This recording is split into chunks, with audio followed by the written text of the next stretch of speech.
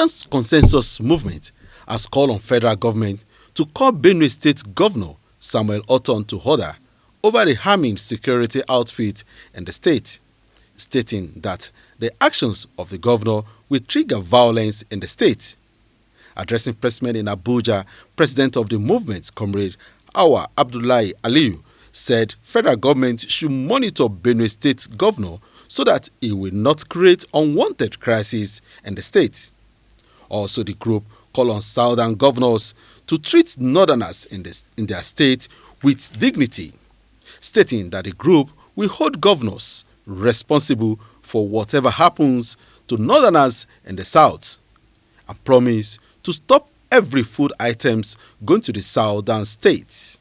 To state the following, that it is a known fact, in a short distance a few days ago, some of our members were seen arrested and humiliated by some state governors in the southern state of Nigeria. It is also a known fact that the continuation of the killings and destruction of properties of northerners in the entire southern parts also continues. You are also aware that not too long ago in Benue, the governor commissioned or inaugurated community guard or something, community volunteer guards, and the governor has threatened, as a governor, to threaten the peaceful coexistence of a people, threatening to provide them with guns and ammunition, and that threatening to flush a particular tribe. I think that is a dangerous trend, and we are calling on the federal government to, as a matter of urgency, call the governor of Benue State to order. What he is about doing, or what he intends to do, is trying to trigger up violence indirectly. We don't know if that governor is an agent of destruction or is working for certain foreign countries that are instigating him to do what he's doing. But as a patriotic citizen, as a chief executive officer of a state, there are things you ought not to do or what you ought not to alter. We are calling on him to retract his statement. There is nothing wrong in providing security of lives and property of citizens of his states. But while doing that, it is also very wrong to identify a particular tribe or a particular clan to say those are the ones he is after. So we are saying that the governor should retract his statement, and also the federal government to watch closely and monitor the activities of the governor and that of the guard he is saying he has just inaugurated, so that such things will not create unwanted crisis in the north. That already we are having challenges, security challenges. He shouldn't add to our security challenges. We should all be our brother's keeper. We should be able to live and protect ourselves. On the governors of southern states, we are calling on them to look into, as a matter of urgency and importance, the continuous killing and destructions of properties of our people, northerners, residents in those states. The governors of southern states should, as a matter of urgency, consider northerners as Nigerians and treat them with respect and dignity. This meeting has resolved that whatever happens, we will hold the governors responsible. And if you push our people to the wall, that it means you are expecting us to also pay you back.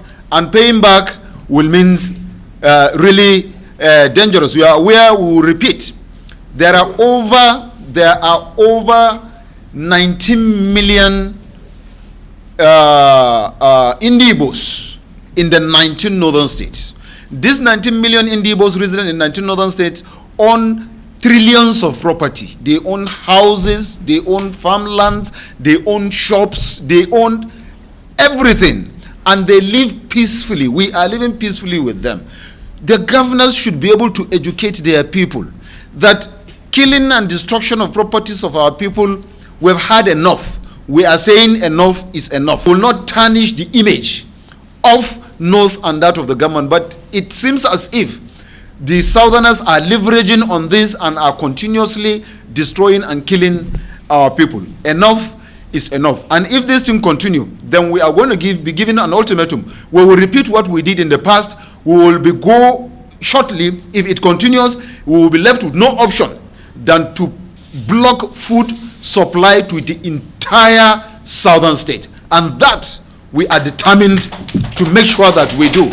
So this should serve as a word of warning. If they don't do that, they continue humiliating our people, killing and destroying their property, we can guarantee we also have what we are going to do. Because we are law abiding, we will not go killing anybody, but we will restrict the movement of everything that is foodstuff that is coming from north to the south. This should be taken as a word of warning. If it continues, they will be left with no option than to block and stop the supply of everything foodstuff from the northern part of Nigeria to other part of Nigeria. The Benue State Governor has particularly stated that he is going to deal decisively with the Fulanis, and that was why he has community guards, alleging that the Fulanis are the ones perpetrating the act. We have seen in the recent past that so many arrests were made, and out of those arrests that were made, we have seen that 90% of those arrested were not Fulanis in Benue State. They were not the Fulanis. It was not the Fulanis that were doing it.